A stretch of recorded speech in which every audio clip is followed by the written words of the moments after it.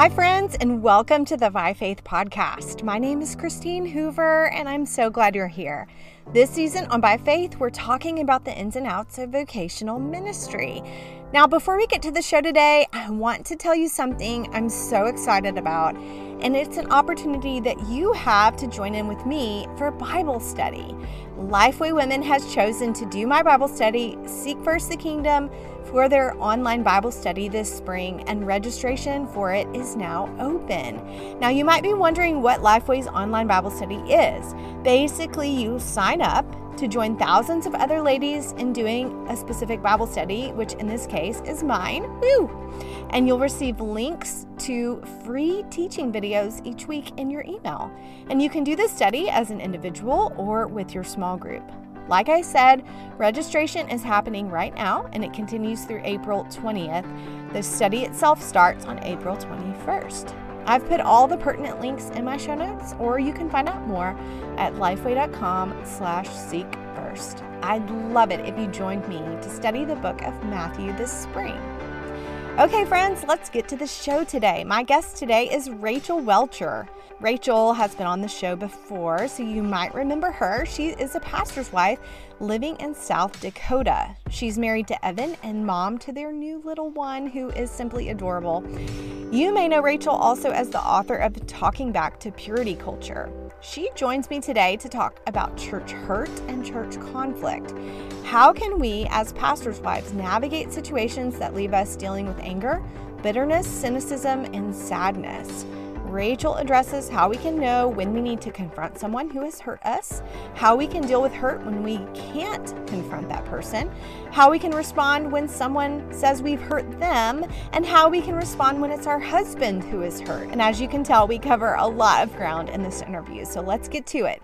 Here, friends, is my conversation with Rachel Welcher. Welcome back to By Faith, Rachel Welcher. I'm so glad to have you. Oh, it's so good to be back. It's been a few years. It's been a few years.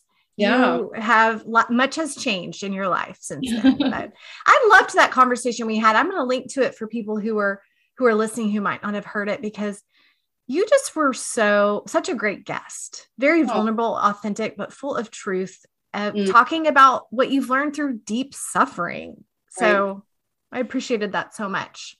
Absolutely. No, I think, it in some ways, when you get the chance to share your story of suffering, it feels like God's redeeming it a little bit, because you realize that, okay, he might be using what you went through to help someone else go through it. So for me, it always feels like a privilege to get to share my story in that way, and just in the off chance that it could help someone else and mean something, and not just be, pain that happened. Right. Well, life has changed since then. I'd love for you to introduce yourself and tell us a little bit about where you are and your family and that kind of stuff. Right. Yeah. Quite a bit has changed. I think when I talked to you, I don't even know if my book had come out. No. So I had a book that came out. Now it's been over a year, Talking Back to Purity Culture. I did that with IBP. I had finished my master's degree through St. Andrews, and my husband and I were serving at a church in Glenwood, Iowa, but we actually just moved to South Dakota, Vermillion, South Dakota. It's a small town. It's a college town. So it's real cute and has an interesting atmosphere, just because the university is spread throughout the town and everything is kind of centered around that. And so we have a small town church, but we have this unique opportunity to reach out to students. So we're really excited. We just got here. We're just barely getting to know the people here. And right when we got here, I went into labor with our first baby. And so it was kind of early. And so we kind of started off our time in a new place, a new church, isolated and being parents. And so I'm learning to be a mom at a new church in a new town. And so far, people have just been really lovely. And in fact, the ladies at this church are going to throw me a baby shower. My baby's 2 months old, but they really want to celebrate that. And so it's just so sweet. And I'm excited to get to know them better. That is so nice. Tell us about South Dakota. It's very cold. I'm a California girl, and Oh, so the Midwest has been a little rough on me. The seasonal affective disorder is real. I'm yes. kind of solar powered. So when the sun comes out, it's just a game changer. And in fact, today it's in the 50s and the sun is out, and I'm going to take a walk with baby. And it revives me, body and soul. So South Dakota, yeah, it's pretty cold. And because there aren't any real hills or mountains, it's very windy here. Oh, There's yeah. nothing to block the wind. But what's really wonderful about the Midwest is that things grow beautifully. And so the house we moved into has all these planter boxes. The former owners were gardeners. And so I can grow all sorts of vegetables and flowers. Things they bloom here. So spring is a wonderful time in South Dakota. That sounds amazing. I love it. I wouldn't love the cold. I'm like you. I love that you said you're solar powered. That is so me. Yes. Well, I asked you, Rachel, to join me to talk about something that every pastor's wife navigates, but it's really hard to talk about. So thanks for being willing to talk about church hurt and conflict with me. Sure. Absolutely. So let's just dive right in. As I was thinking about this subject, I was thinking about how, recently my husband and I have been doing premarital counseling with a couple, and we were talking about, conflict is inevitable. It's just a matter of how you deal with it. Right. And I was thinking about that in terms of church. Do you think that conflict is inevitable in church life as well? And if so, is it the same as kind of marriage conflict, or how would you characterize what we should expect in terms of church conflict? I think that's a really good question. In some ways, in marriage, there are conflicts that every marriage has to work through in order to build that intimacy and connection. Whereas in church life, there are ways to avoid getting close to people. And so I would say that in church life, you can avoid the same level of conflict that you experience in marriage, but that's not necessarily a good thing. I think that if you're really digging into relationships, you're involved in the church, you're getting to know people, misunderstandings are going to happen. Yeah. That might sound like kind of a pessimistic view, but I actually think it's positive in that the more there's conflict, the more we get to practice listening, forgiving, being humble. And as we've all experienced, if you go through a conflict successfully with someone, you have this deep relationship that you didn't have before. Sadly, a lot of conflict just leads to bitterness and lack of communication, but conflict that is actually worked through can lead to some really deep relationships in the church, where suddenly this person that you had all these assumptions about becomes a true brother and sister in Christ, that you did the hard work. So in marriage, you say, I'm committed to this person, so I can't just ignore this because we're going to be together. And so we have to work it out. I think in the church, often when you have conflict, you either just go to another church down the road, or if it's a big enough church, you can just avoid that person. And so I do think we don't see conflict worked through as often in the church as we do in marriage. Yes. And I don't think we're taught how to work through conflict in the church. It's never talked about until it happens, but we don't even know. We're not even sure if we are allowed to talk about it. Is talking about it gossip? Is talking about it the right thing? We don't know. And so I'm wondering, have you been taught, or how have you seen church conflict handled? Well, I grew up as a pastor's kid. And so I got to watch my parents handle conflict in the church. They did so much counseling. And they were really open with us kids. It was kind of like, okay, these people in these situations are coming into our home. You're going to hear conversations. So we might as well just talk with you about how we're counseling this situation. And so I always kind of knew what was going on in the church because it was happening right under my nose. And my parents would talk through why they said certain things and handled situations the way they did. And so in ways, I feel like I did learn a lot by watching my parents. And they would even say when they feel like they got it wrong. But so I think some of the biggest advice that I learned from my mom, and this doesn't just apply to church conflict, it could apply to marriage or friendship, is that if someone has offended you, you really only have two choices. One is that you let it go. You roll it onto God's shoulders. You talk about your frustration to him, and then you forgive it, and you just let go of that bitterness.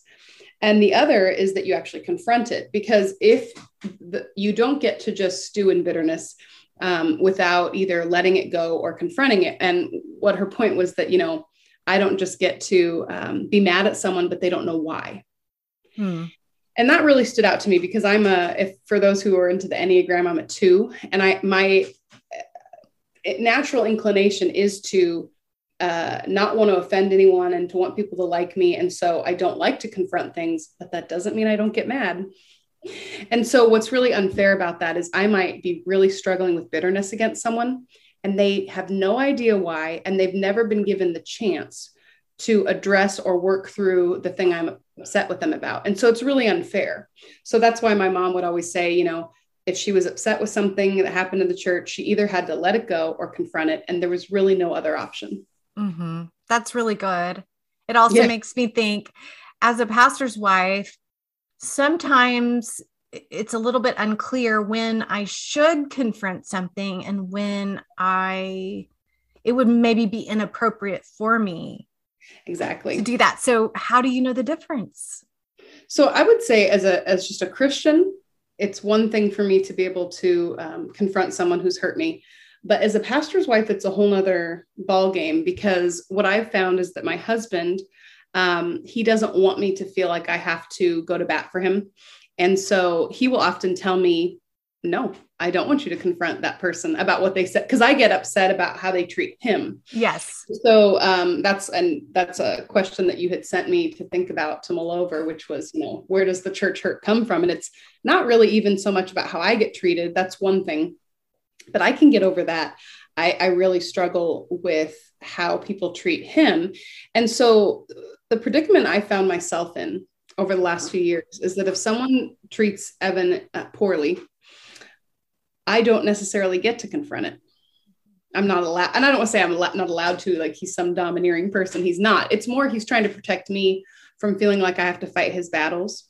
But the hard part about that is then I have to deal with the first option, which is I have to work through it and eventually forgive it and let it go. Yes. And I'm not great at that. I tend to hold grudges, which is a terrible quality, but it's hard for me to let it go when I see someone treat him poorly. Mm-hmm. So I'm still working through that. I wish I could say I figured out how to forgive quickly, but I have not. Mm-hmm. It takes time. And I don't know that forgiveness, there's a time frame on it. I think sometimes we feel like if we can't do it immediately, then we're wrong. But sometimes we have to work through that. So I'm wondering if you could give an example of, and I'm not asking this because we want juicy details. Right.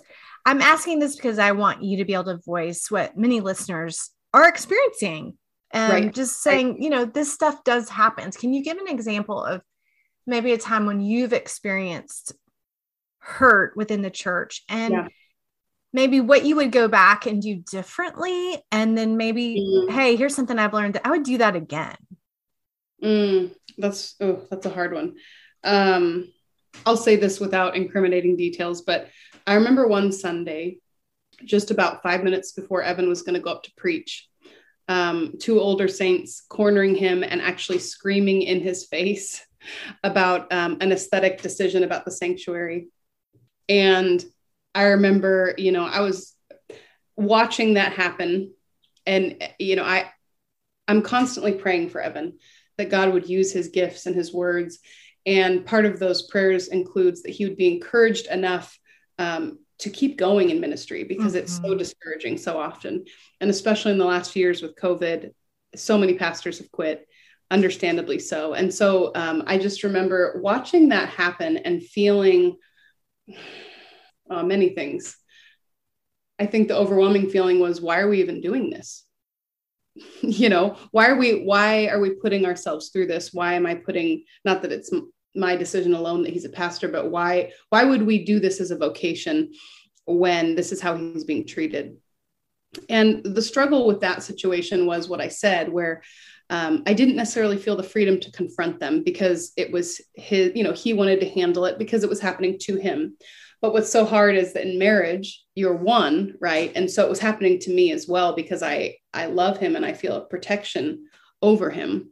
And so I didn't confront those women. And the truth is, I just never felt like I could have true fellowship with them again. So that's me being really honest. It's not advice. It's just a sad story of watching them scream in his face, not being able to confront it. And even if I had been able to confront it, knowing that it probably wouldn't have made a difference in this particular case. And then just feeling like suddenly fellowship was broken. And some of the people I would be sitting next to, hated my husband. And just the way that then impacts your ability to worship, to engage with others, the timidity then that you have to approach other people in the church and to get to know them and be vulnerable with them when you know that this could happen. You don't know who to trust.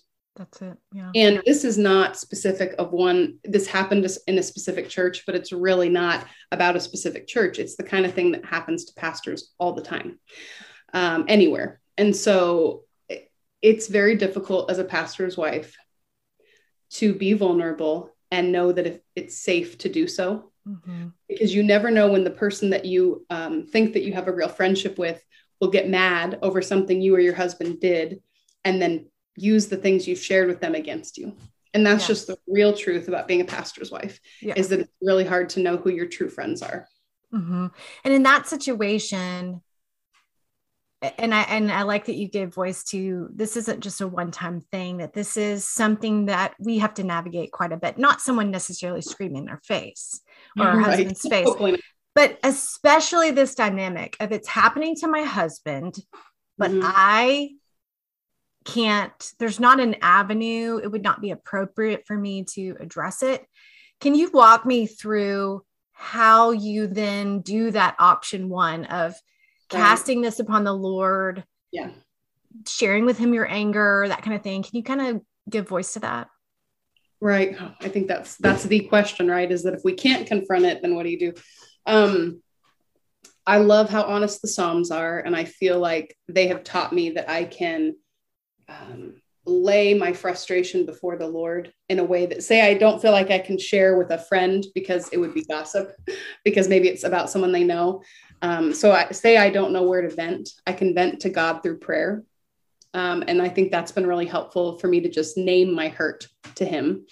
And then the other most effective thing for me has been to take that person, to picture them and remember that I have been forgiven, and that they have been forgiven by Christ, and to view them as, to view us on the same level, that we're both recipients of grace and we're both undeserving. It's that parable of, the man who owed a debt and was forgiven, and then he goes out and strangles a guy for a few pennies.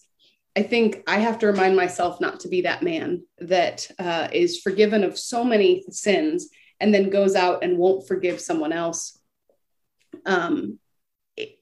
That's how I have to view that person, as beloved of Christ, that I have been forgiven much and I need to forgive much. Having said that, it's obviously easier said than done. And I think it, like you said about forgiveness, it's not instantaneous. And sometimes we think we've forgiven, and then the resentment bubbles up, and we have to go back on our knees and, really lament to God and say, this isn't how it's supposed to be. The body of Christ is not supposed to hurt each other, but we're sinners and we will. And to just cry out to the Lord and say, this hurts. It doesn't feel right. It doesn't feel fair. I'm angry at this person. And I will be honest, I have prayed a prayer multiple times about other people in the church, that God would shut their mouth like the lions in the lion's den with Daniel. I really have. And I think that that's not always been a sinful, vindictive prayer, but just to say, these are people who are causing hurt right now. I hope they heal. I hope they grow. But Lord, for now, would you just not allow their words to have influence, because their words are leading to death, not life.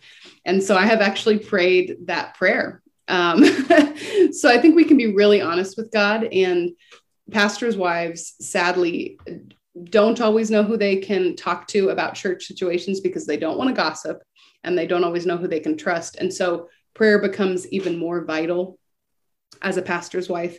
And I'm not saying you shouldn't that you shouldn't find people to confide in, because we need that. But I just think that prayer has been such a freeing place where I can tell God anything. Mm-hmm. I can just lay all of it down at his feet, because he already knows, he understands, and I can name my hurt to him. Mm-hmm. That's really good. Have you ever been in an instance where you have confronted someone?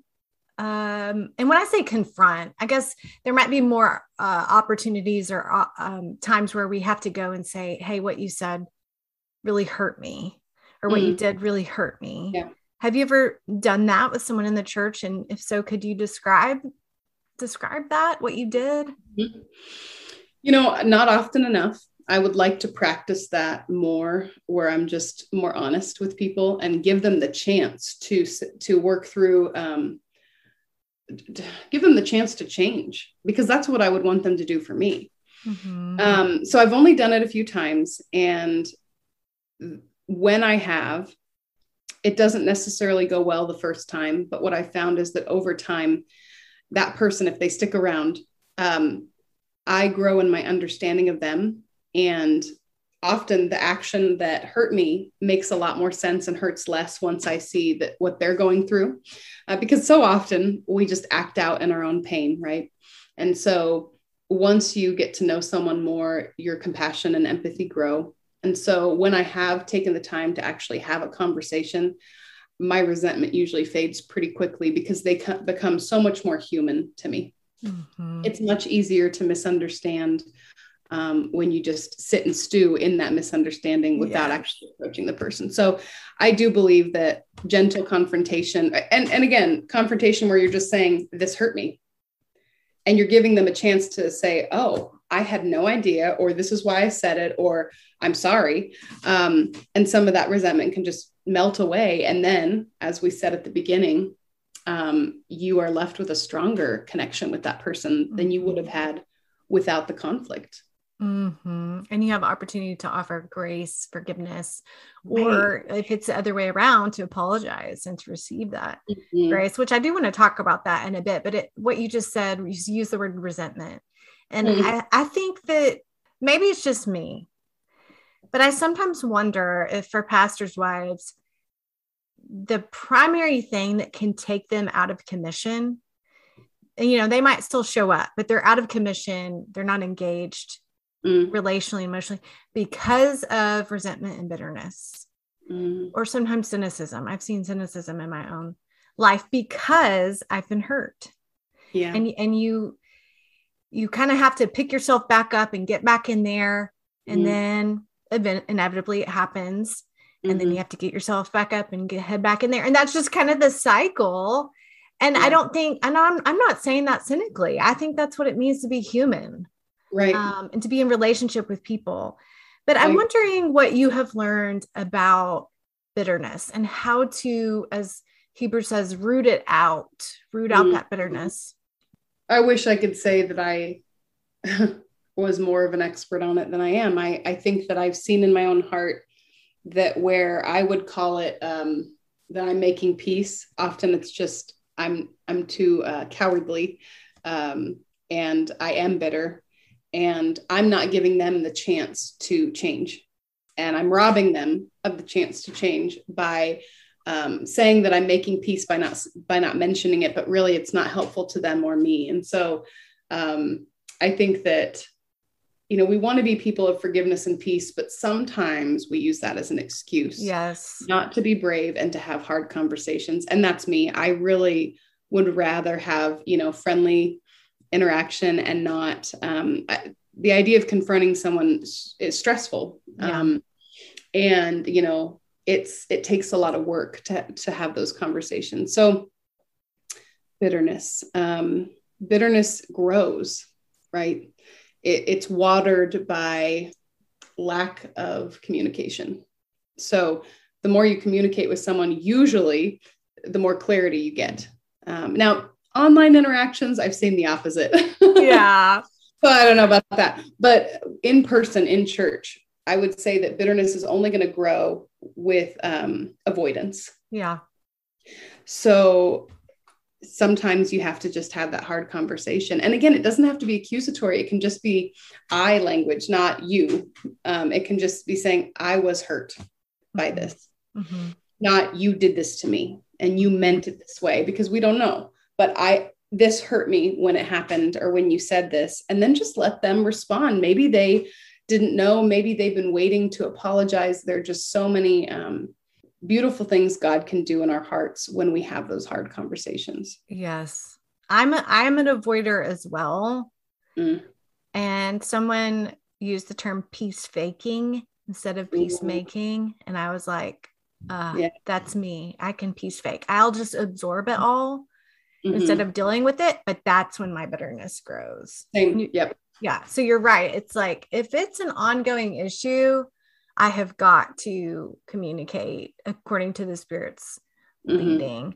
And one thing I but I have determined that I will not avoid people that make me uncomfortable. So it's not that I go straight toward them, but I will not. In the past, I would just like not speak to them, or I would go to the other side of the room or whatever. And now it's like, no, I'm not going to avoid anyone.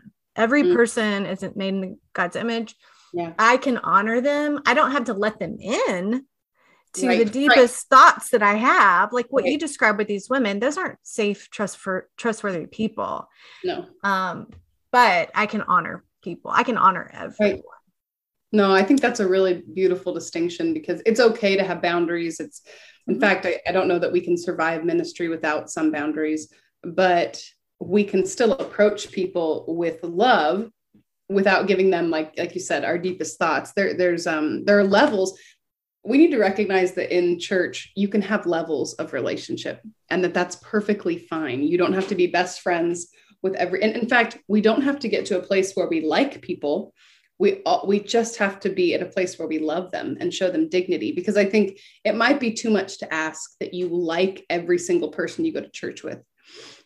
I don't believe that that's super realistic, like in terms of personalities clicking. And that's not what it's about.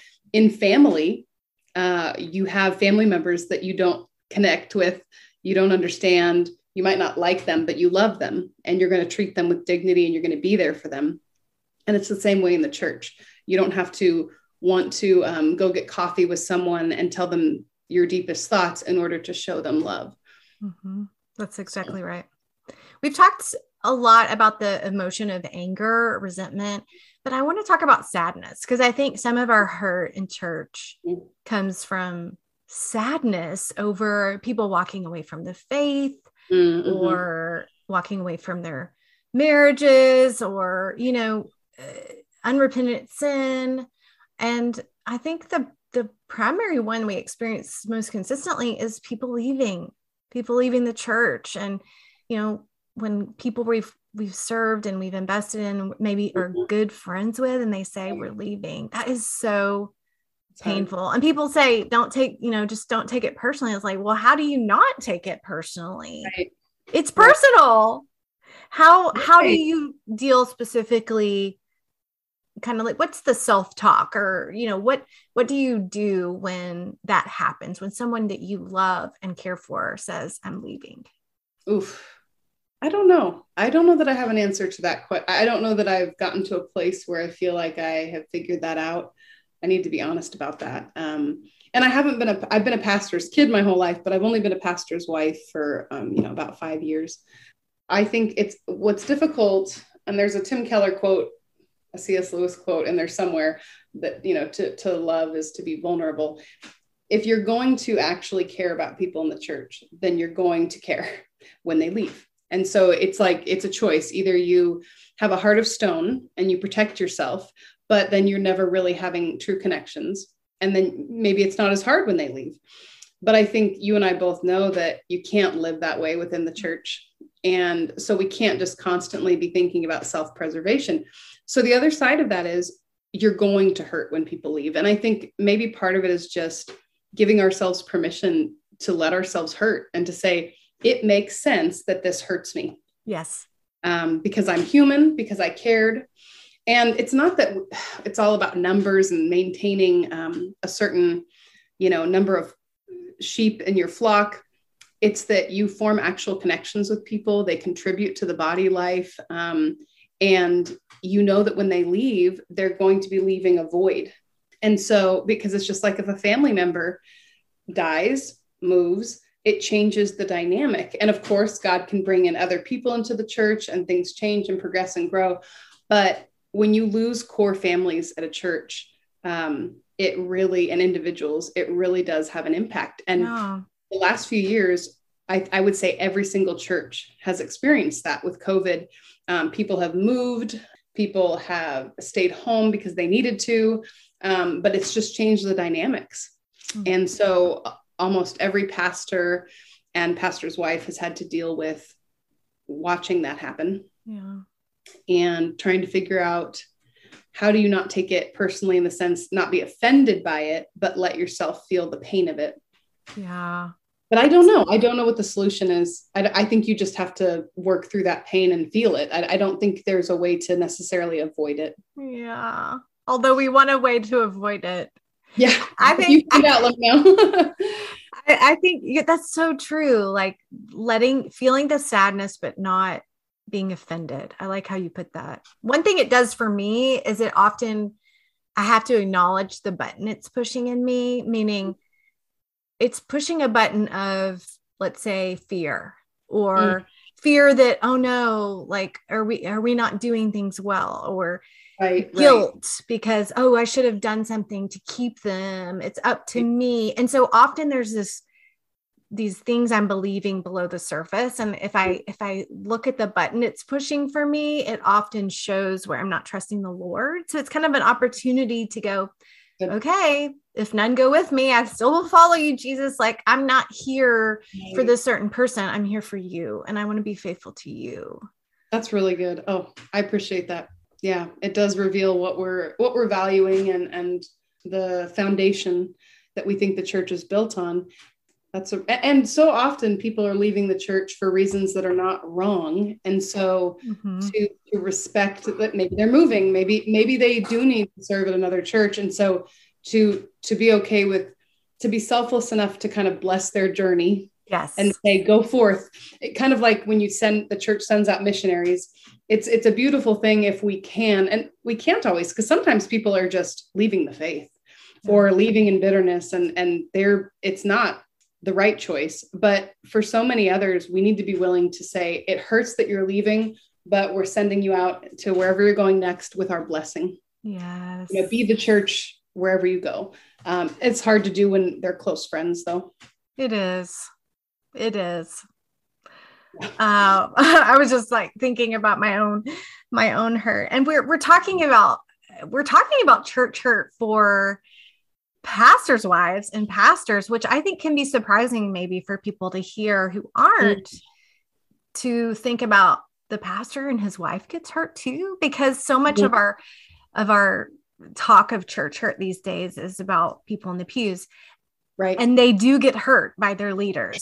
Absolutely. And so I'd like to kind of flip that coin a little bit and look at that and say, have there been times where someone has come to you and said, in a gracious way, first of all, how did they do that in a way that you were able to receive that? And then what did you learn about just being a pastor's wife and how to respond to people? Well, I think there's two situations that happen. One is if people approach the wife about her husband, that's tricky because you're not your husband and you don't want to necessarily, I don't want to speak for Evan, and I get really defensive too. So I'm going to be a lot less probably humble if they're critiquing him. Often I will, if it's about him, I will say, you need to talk to him about that. I can't speak for him. He's an individual. But I've obviously had people share things with me ways that I've hurt them. And I think what I've learned from that is that when I get to the place where I'm finally willing to confront, I often am so burnt out that I am not as gracious. So it's like, I can be so kind, but then I reach a wall. And so sometimes by the time I'm willing to say something, I speak it really bluntly and hurt people. And so I don't want to get to the place where I'm lacking empathy where I'm so frustrated or bitter that when it finally does come out, it's not kind. And I've realized from people talking to me that I do that sometimes. And so that's been a way that I've been challenged to grow, that it's better to say something sooner rather than to let the bitterness grow and then say it later. And often they're like, wait, you've been feeling that this whole time, and it's not very fair that you didn't let me know. And so I have hurt people with my bluntness. My natural bent is to kind of, we're supposed to speak the truth in love. And sometimes I speak in love and sometimes I speak in truth, and to do the two together is the key. Yeah. And so when I've been confronted, it's usually because I've fallen too hard on one side or the other and haven't done a good job of speaking the truth in love. And I'm thankful, but other times I've been confronted and it's not been something that I did wrong. And so I experienced that a situation where people were saying that I was in sin for being remarried to Evan. And that was a confrontation that was not in good faith and was not a true conviction that I have. I know that I've walked in obedience with my remarriage to Evan. And so in that situation, it was one of those cases where I had to pray through that bitterness and work through forgiving someone for gossiping about me. You mentioned Evan and your defensiveness toward him. And I think I can totally relate. I get more defensive about my husband than I get about myself. Yeah, same. And I'm like a mama bear, like, don't mess with my husband or my kids. Yep. Right. Totally. And so I'm wondering if you can kind of give perspective on the best way to respond. I mean, you've already mentioned a little bit about if it's about him, you say, go talk to him. But what are some things that you've learned about responding when Evan's been hurt, where he says, I'm hurt? Yes. So he and I have only been married. We've been married less than 5 years. And so we're still learning each other. And one thing I've learned is that when I'm frustrated, I like someone to affirm how I'm feeling by agreeing and saying, yeah, that was wrong. So that's what I try to do when Evan's telling me how he feels. And what I've realized is that does not help him. In fact, what it does is then it becomes about my anger, and he doesn't get to vent and just be human. And he doesn't get to share his feelings because now his feelings are igniting mine. And he doesn't necessarily want to share something with me if he thinks it's going to make me really mad. And so what I've realized is that when he's sharing his hurt, I need to not add fuel to the fire. Yeah. And that's hard for me because, again, I keep thinking that that's the way he'd feel affirmed. But we are different people, and you have to learn to love your spouse and your friends and anyone in the way that they receive love. Right. And so that's been kind of surprising to me, is that instead of me sort of saying, yeah, you have the right to be mad about that, and I'm mad too, I just need to listen and say, I'm sorry, that's hard, and not make it worse. Mm-hmm. Has he told you that? Has he said, don't feel the flames, like this is what I need instead? Yeah, essentially yes, I've picked up on the fact that it doesn't help. And so he wants what from you in that instance? I think he just wants a listening ear, and he wants to be able to process it and then move on. And he doesn't want to create bitterness in me by processing it. But of course it's hard, because when I hear what someone has done to him, I get upset. So sometimes he just won't tell me, and I don't want that. And so I have to learn how to balance not getting too angry and just listening, and then letting, if he is at a place where he can forgive, I need to not make that harder by clinging on to bitterness. And sometimes I'm still mad at something that someone did to him, and he's already over it. And so I have to practice just that self-control of working through my feelings and letting him be moved by the Spirit in that good way that he is, and not bringing him back down into bitterness. Because, when you've been hurt by the church, it can be easy to stew, and it can be easy to burn out.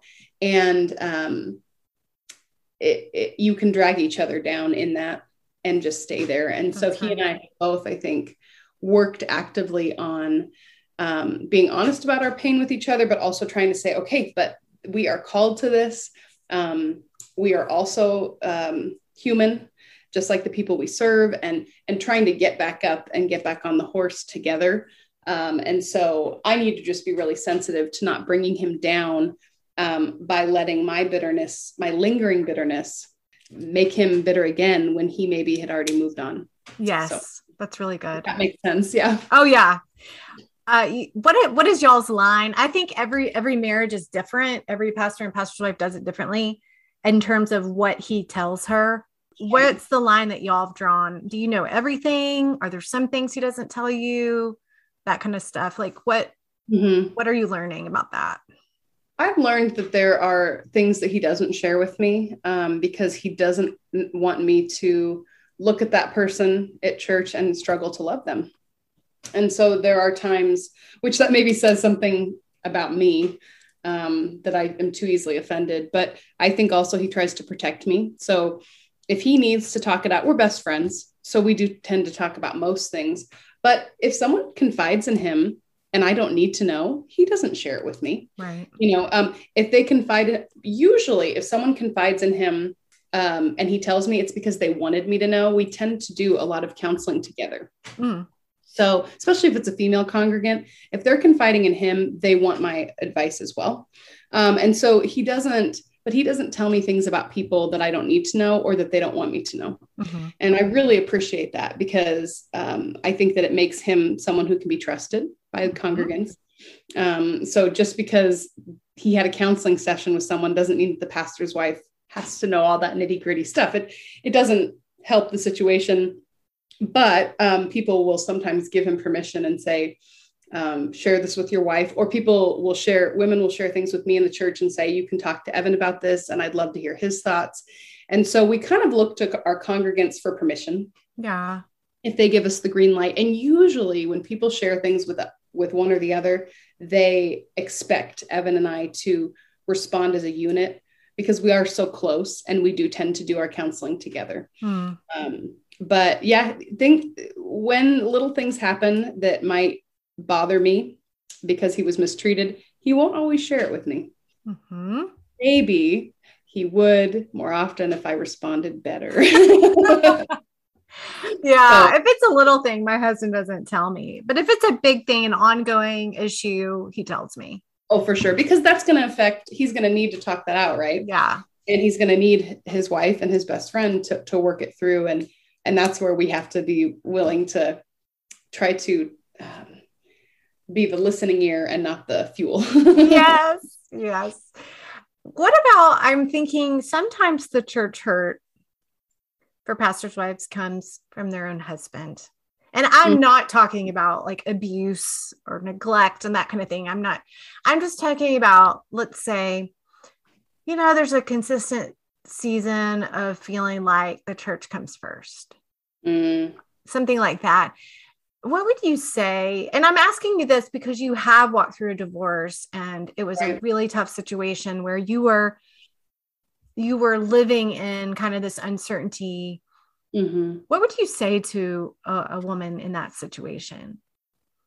Oh gosh, I just acknowledge that hurt in marriage is so deep and personal, and that I'm sorry, that she's going through that. I think it's similar advice to what we were talking about before with congregants, where if you don't give your husband the chance to change by sharing your hurt, then you're robbing him of a chance to grow. And so often I think wives get so caught up in the whole submission issue that they don't believe that they're actually able to be a sister in Christ to their spouse, right? And so they believe that confrontation isn't submissive. That's not true at all. And we're supposed to submit one unto another. And so I think to read scripture well and to live it out well means that you actually love your spouse enough to have those hard conversations. And so I think the loving thing to do if you are experiencing, again, not like true abuse or neglect, but if you're hurt, is to share that and say, hey, this is where I'm at. And I just want you to know. And then let them, I don't know if other husbands are like mine, but he likes to take time to think through things. I'm a fast talker, but he likes to mull it over, which I think is probably much wiser. And so for me, if I throw something at Evan and say, hey, this is something I was thinking, or if I say, hey, I was hurt, he needs a minute to process that and to think through. And so I think giving them space to tell them how we feel and then walk away, let them mull it over, let them work it through, let the Holy Spirit do a work. But you definitely also want to have a friend or two, probably outside the church, that you can confide in about your marriage, because maybe I'm wrong about this, but I don't really feel like I can talk to anyone in my local congregation about my marriage because he's their pastor. And I want to respect that in their life. And so to have a friend or two that are outside your church that you can confide in about your marriage and get prayer for and be more vulnerable, I think is so important for pastors' wives. Mm-hmm. That's helpful. Thank you. Well, I want to close by talking about your book. You mentioned it at the beginning. It's called Talking Back to Purity Culture. And you're really passionate about this. People who have been hurt, we're talking about church hurt, who have been hurt by this purity culture. So I would love for you to explain what you mean by that. Like, what is purity culture and what do you want those who have been hurt in this way to know? I mean, it's a big topic. I think one of the debates that's happening right now is what it was purity culture. And so some people would say purity culture is defined by the idea that sex belongs in marriage between one man and one woman. But I have an Orthodox traditional sexual ethic. And so I actually believe that that was the good part of purity culture, that message, but that we added so much junk to it and communicated it in so many damaging ways that this very good message of where sex belongs became distorted. We added guilt and misunderstandings about gender. And so my book is about preserving the core biblical truths about sexuality, but challenging the way the church has communicated about them. And so, for instance, one of the things that all the books I read growing up on purity culture is they basically promised that if you were really good, if you stayed a virgin until marriage, that, you'd get married, you'd have kids, you'd have great sex. And there's just an entire generation who is experiencing the fallout of trying to follow all the rules, and they didn't get the perfect marriage, or they're divorced now, or they're not having great sex, or they can't have children, they're struggling with infertility. And so I think there were a lot of these false promises that became attached to a true message, but then we made it all about reward, right? Do this so you can get this. When really sexual purity is the pursuit of sexual purity is about the glory of God. It's not about what we get, because some of the most faithful Christians I know are celibate and single, and they're not getting, quote unquote, the reward that was promised, but they are honoring the Lord. And so I think that there's a generation that's working through those false promises. And there's also a generation that's working through feelings of being neglected because purity culture failed to address perpetual singleness, same-sex attraction, and infertility. And so they're dealing, or painful sex was another thing. I interviewed a lot of women who deal with that. So they're dealing with these realities that purity culture never had a category for. And they feel like God is punishing them or has abandoned them. And so they're having to look back at the Bible and say, okay, what does the Bible actually say about sexual purity and what we get for it? And what is our motivation for pursuing sexual purity? We could do a whole other podcast on that and what ways that men and women have been talked about in ways that aren't biblical, but you'll have to read the book. Yeah, we'll just say, go get the book, Talking Back to Culture. I mean, Purity Culture, not Talking Back to Purity Culture by Rachel Welcher. Rachel, thank you so much for joining me today. And just saying, I loved how you were like, you know what? I'm still in this process. I'm still learning because we all are. This is something we are constantly navigating and learning. And this is the way God is sanctifying and growing us. So thank you for giving voice to that today. Oh, it was a privilege. Thanks for having me. Thanks so much for listening to By Faith. Don't forget to head over to lifeway.com/seekfirst to register to join me for a Lifeway's online Bible study. Join me next week on By Faith as I chat with Christina M., a pastor's wife in Canada, about raising PKs. Until then, friends, have a great week and keep walking forward by faith.